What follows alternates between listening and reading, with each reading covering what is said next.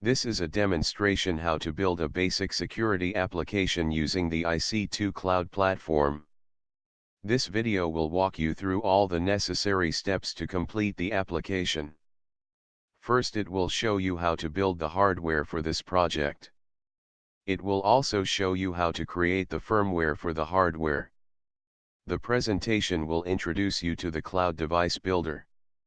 It will demonstrate how to create a virtual device and deploy it in the cloud. Another step covered in this presentation is the App Builder. You will see how to create a mobile application to control and monitor your security system from your mobile device. At the end, you will see a short demonstration with the whole application. Let's start with the hardware. To create the project, you need a few components. You will need an Arduino Uno, a standard Ethernet shield, an infrared motion sensor, and a few wires to hook up the components together. Make sure you use the right Ethernet shield because there are other Ethernet boards on the market using different chipsets from the standard Ethernet shield. Let's start to assemble all these components. First, we need to prepare the wires. For this project, we need 3 male to female wires. If you have male to female wires, this step is not necessary. Because I have only male to male and female to female wires, I have to hook them up together to get proper wiring.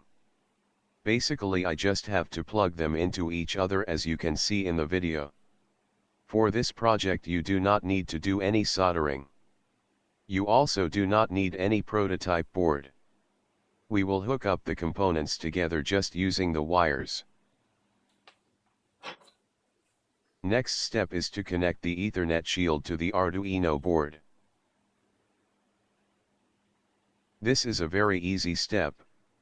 You just plug in the Ethernet shield into the Arduino board. Please be aware that Arduino boards have a fairly large USB connector and sometimes they interfere with the Ethernet board. I recommend you to buy Arduino boards that use mini USB or micro USB. Next step is to wire the motion sensor to the Ethernet shield.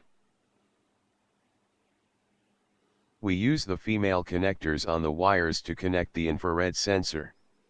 The sensor has only 3 pins.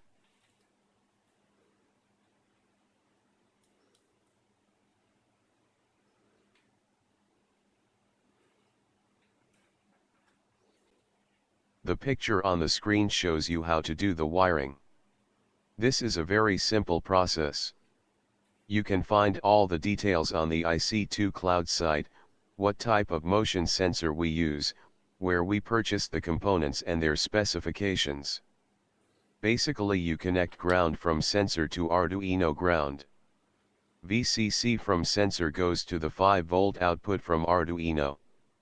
The signal line from the sensor is connected to the pin 8 on the Arduino.